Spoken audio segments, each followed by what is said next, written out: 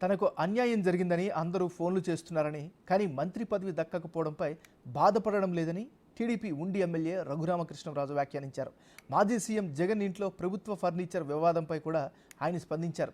అలానే జగన్ అసెంబ్లీకి రావాలని కూడా కోరారు ఆయన.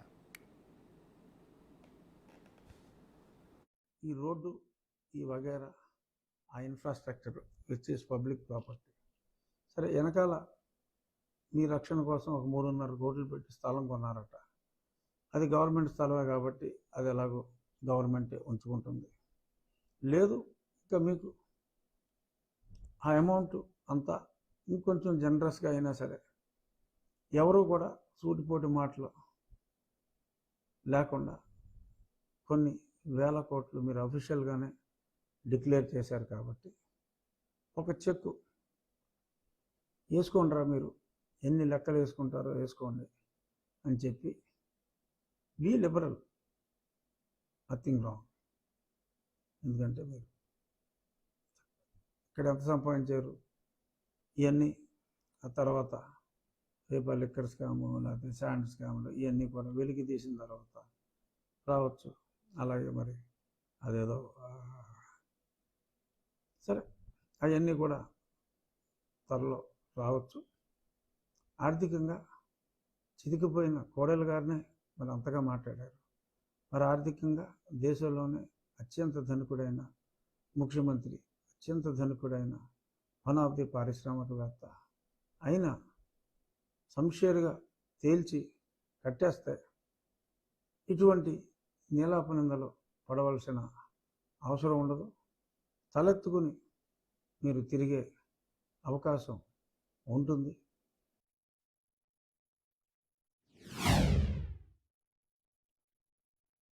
ఇవాళ చాలామంది అంటున్నారు నాకు ఫోన్ చేసి, రాజుగారు మీకు చాలా అన్యాయం జరిగింది అంటే, నేను వాళ్ళందరికీ ఒకటే చెప్పాను, నేను ఏ పదవి ఆశించేవాడిని అయితే నాకున్న పదవిని వస్తుందో రాదో కొత్త ప్రభుత్వం అని నేను ఉన్న పదవిని వదులుకున్నా. సో ఈ ప్రభుత్వం చంద్రబాబు నాయుడు గారిని ముఖ్యమంత్రి చేయాలి అని చెప్పి నేను కష్టపడ్డా, జగన్మోహన్ రెడ్డిని దింపాలని నేను కష్టపడ్డా. నా కోరిక నెరవేరింది, నా కోరిక ప్రజలు నెరవేర్చారు. ఎక్కడికి వెళ్ళినా ప్రజలు నాకు అత్యంత ప్రేమాభిమానాలు, ఒక రాక్షసుని ఆ పదవి నుంచి దింపినందుకు ఆ గౌరవం నాకు ఇస్తున్నారు. నాకు ఈ గౌరవం చాలు. ఇద్దరు మంచి వ్యక్తులు పరిపాలన బాధ్యతలు స్వీకరించినందుకు, అందులో రవ్వంత నా పాత్ర కూడా ఉన్నందుకు, ఒకళ్ళు ముఖ్యమంత్రి ఒకళ్ళు ఉప ముఖ్యమంత్రి అయినందుకు నా పాత్ర కూడా ఆ ఫౌండేషన్ స్టోన్లో ఉన్నందుకు ఆ హ్యాపీనెస్ నాకు చాలు. నాకు ఏ మంత్రి పదవులు ఇవ్వనందుకు నేనేమి భగవంతుని సాక్షిగా బాధపడతలేదు.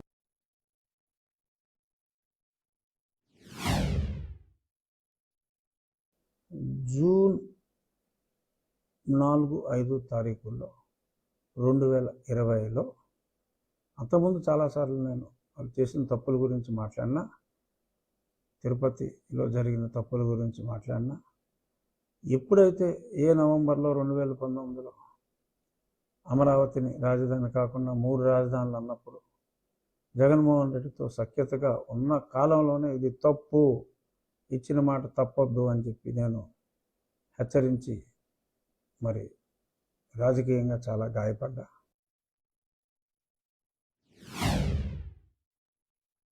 జగన్మోహన్ రెడ్డి గారికి చివరిగా నా సూచన ఏంటంటే, you come to the assembly, don't miss assembly on the day 1. Mister Jagan, mister అంటే గౌరవం, అదేమి అసభ్యతగా మాట్లాడింది కాదు. జగన్మోహన్ రెడ్డి గారు, మీరు తప్పకుండా అసెంబ్లీకి మొదటి రోజే రండి. సంఖ్య ముఖ్యం కాదు. You play a constructive opposition role. మీరు చాలా తప్పులు చేశారు గతంలో. మీరు ఒకవేళ మా ప్రభుత్వం తప్పు చేయదు, తప్పు చేసినా ప్రశ్నించడానికి మీకు ఆత్మసాక్షి అడ్డు రావచ్చు, అరే ఈ తప్పు నేను చేశాను అని.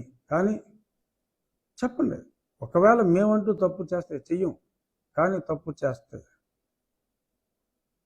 గతంలో నేను కూడా ఇటువంటి తప్పు చేశా,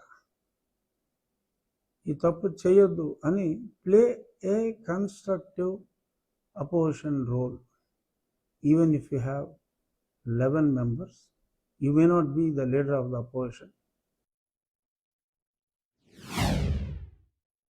మరి ఏదైతే మీరు అవతల వాళ్ళకి జరగాలి అని కోరుకున్నారో అది ఇమీడియట్గా తిరిగి వచ్చేయటం అనేది ప్రస్తుతం మనం కళ్ళారా చూస్తున్న సంగతి. మీరు ప్రతిపక్ష హోదా కూడా చంద్రబాబు నాయుడు గారికి అరాకొర 23 స్థానాలు ఆయనకు వస్తే పాపం ఆ 23 నుంచి కూడా ఒక 6 తీసేసి మరి 17కి తగ్గించగలిగితే ఆయనకి ప్రతిపక్ష నాయకుడు హోదా కూడా ఉండదు అనే ఒక సంకల్పంతో ఒక 4-5 లాగారు. అక్కడ లాగలేకపోయారు. సరే, మీకు లాగుండేవారేమో. ఆయనే ఈ గౌరవ సభగా మారిన తర్వాతే ముఖ్యమంత్రిగా తిరిగి నేను కాలు పెడతాను అని మరి ఆయన చాణక్య శపథం లాంటి శపథం ఒకటి చేసి మరి ప్రజాదరణతో తిరిగి రావటం జరిగింది. ఇప్పుడు మీకు భగవంతుడు విధించిన శిక్ష మొన్నటిదాకా తాజా మాజీలు, అంతకుముందు మాజీలు కూడా మరి నా ఇల్లుని మొదలు కొట్టాలనుకున్నారు. ఇంకెన్నో అవాకులు చవాకులు నోటుకొచ్చినట్టుగా మాట్లాడారు. అతి దారుణంగా మరి వాళ్ళందరూ కూడా ఓడిపోయి ఇవాళ సమాజంలో 70,000 ఒకరు, 72,000 ఒకడు మరి అక్కడ అతి దారుణంగా తేడాల్లో ఓడిపోయి మరి తలెత్తుకోవడానికి వీల్లేని పరిస్థితుల్లోకి నెట్టేశారు. ఎవడైతే ఎక్కువ మాట్లాడాడో, ఎవడైతే తన పరిధి దాటి ఎక్కువ మాటలు మాట్లాడారో వాళ్ళందరికీ కూడా ఇది భగవంతుడు విధించిన శిక్ష, ప్రజలు విధించిన శిక్ష. అంటే ప్రజల్లోనే దేవుడు ఉన్నాడు.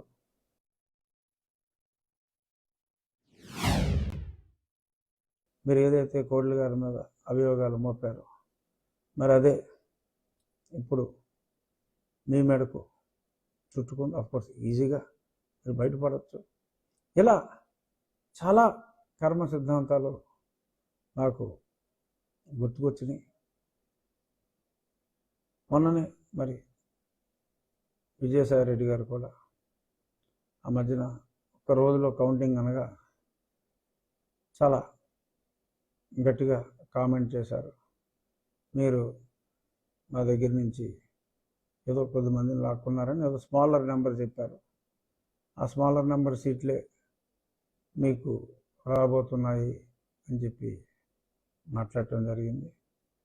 మరి ఆల్మోస్ట్ కాస్కో ఇష్కో అటు ఇటుగా, అంటే కాస్త కోస్తో అటు ఇటుగా మరి మీకు భగవంతుడు ఆ సీట్లే ఇచ్చాడు. మరి పెద్దిరెడ్డి గారు చంద్రబాబు నాయుడు గారిని ఓడించేస్తాం అని మరి ఆయన ఒక 20,000 ఓట్లు చేర్చారట తమిళనాడు వాళ్ళని. ఆ ఓట్లు చూసుకుని మరి ఆయన్ని ఓడిస్తానన్నారు. సరే, ఈయన మరి ఆయన స్వామి అయ్యప్ప భక్తుడు, మరి ఏ దేవుడు కాపాడాడో నాకు తెలియదు. కానీ ఏదో ముక్కుతూ మూలుగుతూ 4,500 ఓట్ల మెజారిటీతో మరి ఆయన బయటపడటం జరిగింది. కానీ మరి ఏ చంద్రబాబు నాయుడు గారిని అయితే అక్కడికి రానివ్వనని చెప్పి మరి ఆయన అప్పుడు గొడవలు చేయించారు.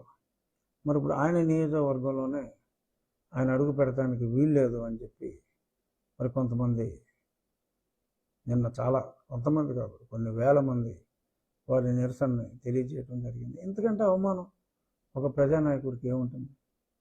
మరి అన్ని సంవత్సరాలు అక్కడ ఉండి మరి అక్కడ ప్రజలే వేల సంఖ్యలో, ఏదో 10 మంది 20 మంది అంటే ఏదో ఎవడో సొమ్ములు ఇచ్చి గొడవ చేయించడం అనుకోవచ్చు, వేల సంఖ్యలో అక్కడికి వచ్చి గెట్ అవుట్ అని అన్నారు అంటే మరి గతంలో పెద్దిరెడ్డి గారు ఏదైతే చేశారో మరి అదే మరి ఆయనకి తిరిగి